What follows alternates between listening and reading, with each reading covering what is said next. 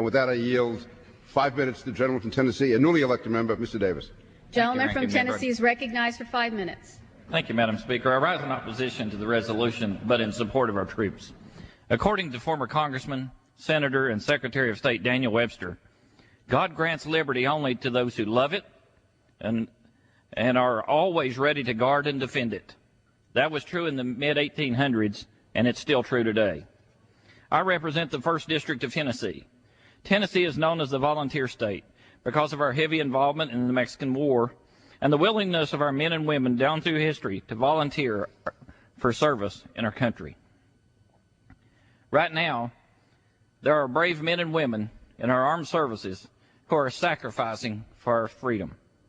The people of the 1st District of Tennessee and I are indeed indebted for their service, and we thank these brave soldiers, and we pray for them and their families.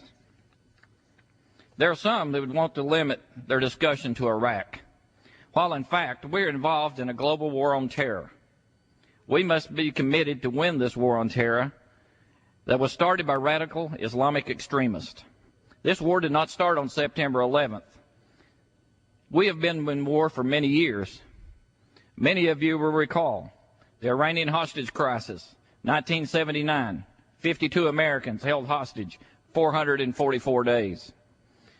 We move forward in history, the Beirut bombings, 1983, 241 of our brave Marine soldiers were killed. Then we had the first bombing of the World Trade Center in 1993. Then we had the USS Cole in 2000, 17 Americans killed. Then finally, September 11th, 2001, 3,000 Americans killed. This war didn't start on September 11th, and this war is not with Iraq. This is a war with radical Islam. We're involved in a battle with terrorists who hate us, who hate our freedoms, and who, quite frankly, hate our religion. The extremists have engaged us in battle. We owe it to our fellow citizens to see that we have nothing less than total victory. Congress should not micromanage this war.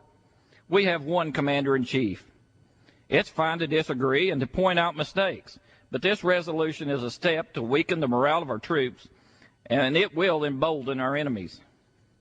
We cannot allow this to become another Vietnam situation, a situation where politicians tried to manage the war. My emotions run high as I remember that era.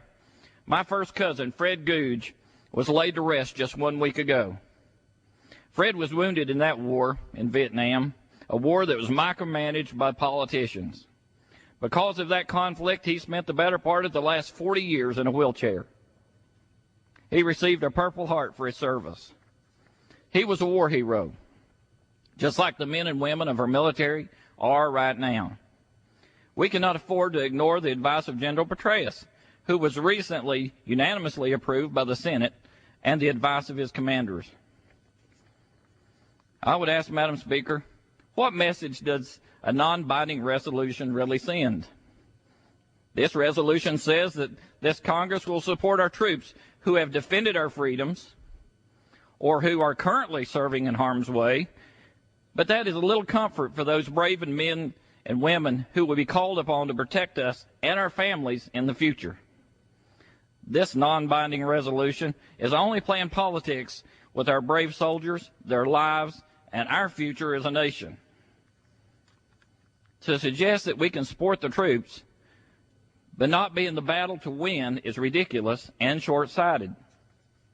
I can remember as a child watching many different Western television shows. Growing up, I don't know of many my age that didn't want to be the cowboy in the Wild West.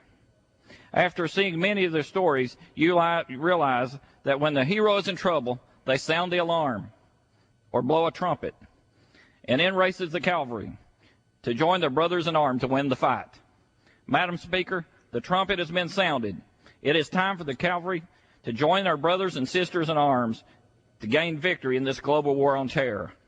As the trumpet has been sounded, we have politicians in Washington who want to sit on their hands and not send in the troops. Looking at the latest news, as additional forces are moving in, radical Islamic leaders like al-Sadr are fleeing for their strongholds.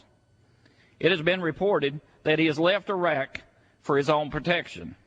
The additional troops are already having a positive impact on the region. We have the ability to win this war on terrorism, and we must win this war to protect the Americans today and for future generations. Madam Speaker, that is why I will join many of my colleagues in voting no on this resolution. Thank you. Gentleman